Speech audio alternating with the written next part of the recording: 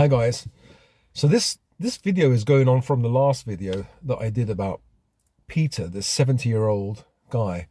He had like six to eight different girlfriends, young girls.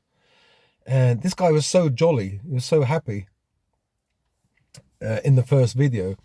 And then I think it was a fast forward a few months, and he's interviewed again, and he's really low. His posture is like is different. His speech is slow. He's not such an extrovert. He's like an introvert now, and he just looks defeated. I think it's because he had to choose one woman, and but in this video, you'll see that basically what happens is the main woman that he chose, actually speaks out. Well, this is what I'm talking about, because I can't really play the video because of copyright. So I made a kind of my own commentary and explain what actually happened. But it seems as though I was wrong. In the first video, at the end of the first video, I was saying, oh, it seems like this lady is trying to tie him down, because basically what happened was he had 8 girlfriends, and she said, and the women said, it's okay, you can go with other women, it's not a problem. And they still love him, and they're not jealous. And, I'm thinking that, like, Filipino women are probably the most jealous, or one of the most jealous type of women out there. So it just didn't sound right, unless he, found some secret that nobody knows about, other men don't know about. So I think I was saying she's playing the long game, because she got rid of her competition, her like adversary, because he loved 2 women, and she said, you have to get rid of this woman that you say that you love. I don't mind the other girls that you want to date. So first she got rid of that woman there, boom. So he went to he told basically, she said, make a choice, make a decision. And so he decided her, because she's helped him with money, and she's helped him with, other financial things, with loans, and helping him save money, and telling him that these girls just want you for your money, and they keep running his account down, and he doesn't have enough money by the end of the month. He gets a pension, and it's all just used up. So she's trying to help him. So in the last video, I thought, okay, it sounds okay. But then slowly, she changed her mind about him having all the other women. So she said, well, I'm not happy about you having all these other women. So initially I thought, oh, okay, she's played the long game. She's gotten rid of her adversary, another woman, and then she's got rid of all the other, women or girls that he doesn't really love. So the one that's most of a threat to her is the one that he says that he loved. Got rid of her first, and then got rid of all the others. So that's why I was saying she's playing the long game. But it seems that she is actually a good woman, because she's helped him out. And the reason why, you'll see it in this video, I won't say anything, it's to do with hair and to do with other things. There's a reason why she didn't want him to be with other women, because obviously in the Philippines they don't use precautionary measures, so you can get STDs and stuff like that. So he can be going with other women, and these women will be going with other men, and so he can get a disease and pass it on to her. So that's reasonable, So just to say that in this video I was wrong about her. I think she's a good woman, actually, and she's a gem, and he should consider keeping her. And I think he realizes this anyway. Anyway, watch the video, comment, and yeah, I'll see you in the next video. Previously, Peter, a foreigner in the Philippines, thought he found love, But love, it turns out, isn't just hugs and kisses. It's trust. And sometimes it's lice.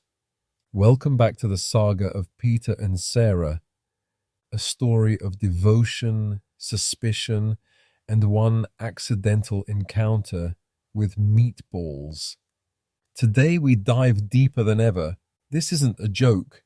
This is the truth. It began with something simple: itching, scratching. Peter said, "It's driving me mad. My scalp feels like it's on fire." He blamed a lady. Said she was touchy. Something about the Metro grocery. Maybe it was the air. Maybe it was his long hair. Maybe it was Ladybug. He wasn't sure anymore. Then he looked at Sarah and asked her, not calmly, "Did you give me lice?" Sarah didn't yell. She stared at him. Then she said it. "Who gave you lice, huh?" "Who?" He paused. She paused. And in that moment, Peter knew he'd gone too far. It wasn't about lice anymore. It was about trust. Sarah had reached her limit. She didn't come to be accused. She came to love, to build something, to help. She reminded him. There were other women. Peter didn't deny it. She said, "You let them in, into your house, into your bed, into our lives." Peter tried to laugh it off, but she wasn't laughing. She said, "I'm tired. I was standing naked in your house." And the girl just walks in. Peter winced. He remembered that and he thought it was just chaos. But to her, it was betrayal. Then she gave him the choice, her or me. This time he didn't hesitate. He picked Sarah. She could have left right then, but she didn't. Peter was broke. He had no income, no food in the fridge, no idea what to do. It was Sarah who stepped up. She paid off his debts, bought the groceries, cooked him rice and fish when he was too weak to stand, held his hand when no one else cared. He told her to go. She stayed. He cried. She listened. People online called her a scammer, but she never asked for a dime. She worked long shifts, came home tired, still cooked, cleaned, cared. She said, "If you don't want me, just say, I'll go." Peter shook his head, begged her to stay, but she wanted one thing: marriage. Peter hesitated. He knew too many stories. Foreign men losing everything. One Filipino court hearing and gone. House, land, pension. He said, "Marriage is expensive, but divorce? Divorce is destruction." Sarah said, "I don't want your money. I want your name." Still, he stalled. Weeks passed, then months. They'd been together 9 months. No ring, no vow, just a quiet love and loud arguments. She asked again. He said, "Give me 1 year." She gave him 2 months. Then she made a move. She started building her own house. Tiny, simple, but hers. Somewhere she could live on her terms. She told him, "You can visit, but you won't live there." It hit him like a wave. He thought he still had time, but she wasn't bluffing. He asked why. She said, "Because I don't want to live with a man who doesn't believe in me." It wasn't anger, it was disappointment. Then, in a quiet moment, Peter told a story.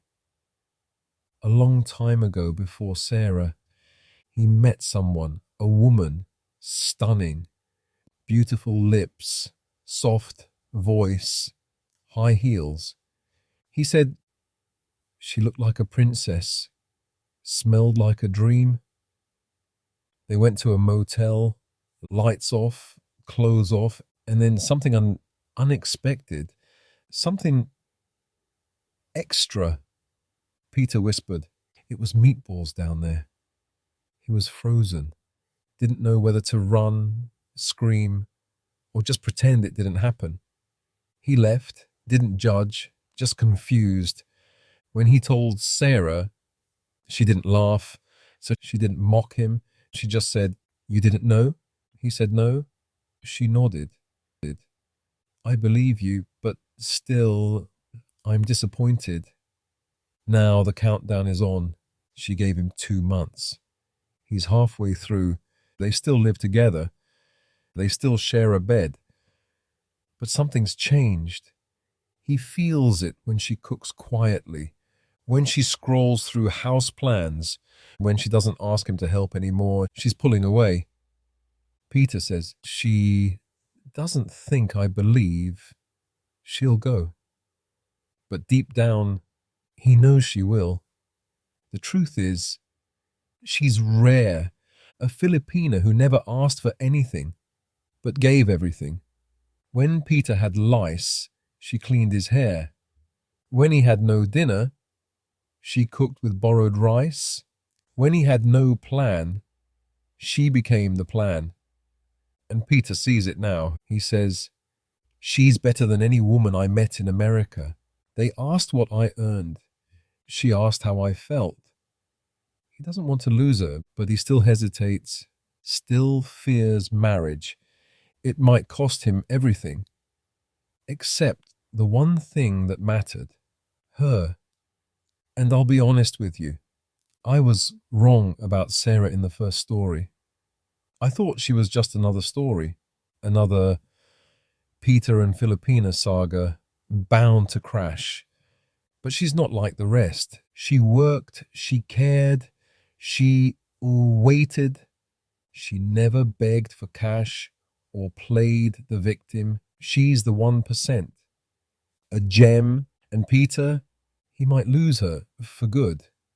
Not because of money, not because of lies, but because he couldn't say the words she needed to hear. So, yeah, I judged too soon. Turns out, Sarah seems like a good woman.